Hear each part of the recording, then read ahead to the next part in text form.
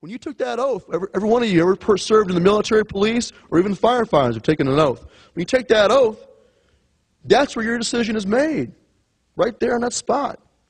You pledge, you swear to God Almighty that you're going to support and defend the Constitution of the United States at all costs. All of us who served in the military and police, this is our bond, and firefighters too. When we say those words, it's not just something we say. We know that it means we're writing a blank check made out to the people of the United States for an amount up to and including our lives. That's the difference. You want to know the difference? That's it.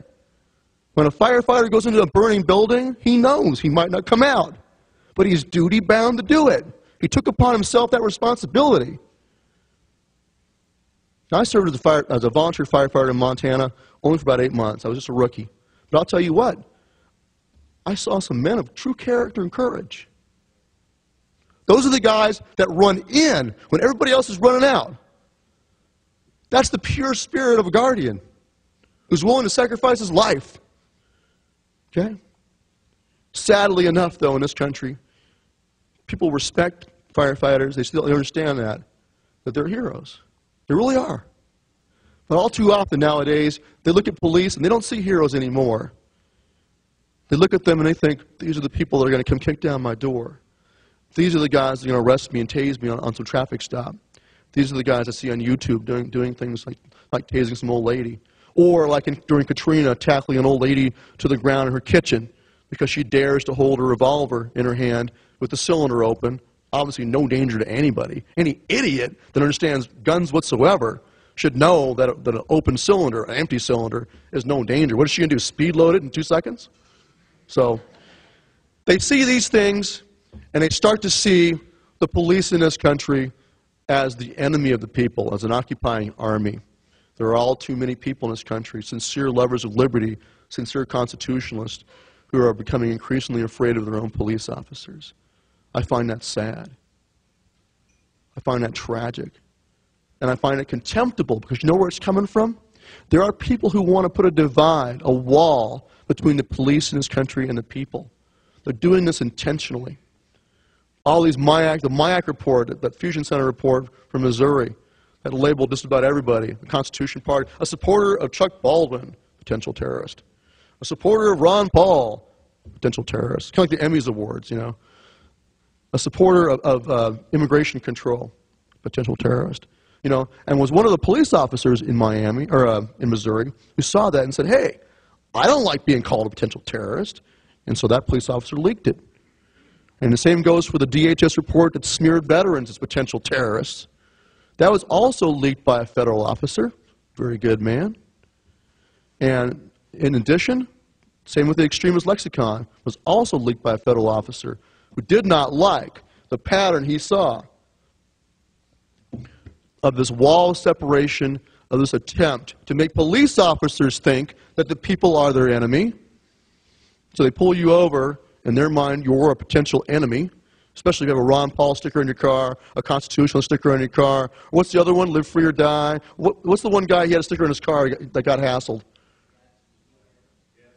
Gladstone flag. He got pulled over, and the police officer, sadly enough, told the reason why I pulled you over is because of that bumper sticker on your car. That's a piece of American history right there. This is the flag of our fathers. Our forefathers flew this flag as they gave their lives for our liberty. And yet this flag now is seen as a sign of a terrorist, of a lawbreaker, of an enemy of the people, of a killer of women and children. Contemptible. There are people in this country who do not respect our republic, do not support the Constitution, who desire to destroy this republic. And they are doing all they can to erase our heritage, to make it off limits to dare to fly this flag, to make it off limits to dare to stand in Lexington Green and simply renew the oath you swore by legal obligation. They want it off limits for you to celebrate your heritage, to even talk about the Constitution, to even call yourself a constitutionalist. I saw that the DHS lexicon says constitutionalist equals militiaman equals extremist equals terrorist. And I thought, oh my gosh, I've been calling myself a constitutionalist for years. I didn't know. I had no idea I was extremist. What a revelation. Or a terrorist, yeah. There's a conscious effort to put a divide between the police and the people. They want the police to see you as the enemy. They want you to see the police as the enemy. Is that true? Is that the truth? No. It's like the Matrix in that movie. It's false. It's balderdash. It's nonsense. Okay? And this is one of the big, I'll tell you what, I started this organization, I already knew there were good police officers out there. I'd been a firearms instructor and met quite a few of them here in Metro in the past and gone to shooting schools with them, Thunder Ranch, gun sight, whatever, had a good time. And I recognized that there was that bond. There's a bond between military and police. Shouldn't be a surprise. They're all willing to put on a rifle, sling a rifle, put on a pistol, and go do what has to be done to defend their country and their neighborhoods and their friends and neighbors and their families. They take that responsibility. They're warriors. That's that common bond. Others who've stepped up for active duty, and even us veterans, frankly, who dare to stand up. Don't you think I'm putting a big bullseye on my forehead by doing this? And I'm not exaggerating. When Southern Poverty Law Center does all their smear stuff, are they just saying that to be mean and be nasty and maybe a libel suit will come out of it? No. It's potentially deadly. They want the FBI, DOJ, ATF to come and investigate people like me. That's their purpose. Smear you and marginalize you, and then hopefully unleash the power of government against you to silence and suppress you. They want them to come kick down my door in the middle of the night in body armor. They want guys like me to come to my house. They're not going to come do it. Is Mark Potok going to come to my house in body armor and a baklava and with an MP5 in his hand and kick down my door or use a battering ram and come through my door? Is he going to be point man behind the ram? No, he won't come do it himself. He'll send someone like Chauncey or someone like Dave Freeman or someone like Bob back there, big strong guy. He wants someone like that to come to my house and kick in my door and put a submachine gun in my face and my children's face. That's what he wants. He wants them to think that I'm their enemy and vice versa. He wants all of us to think that. And then they expect. Why are they upset about us? It's not because we're not racist. It's not that. They know it too. It's not because we're terrorists celebrating Timothy McVeigh.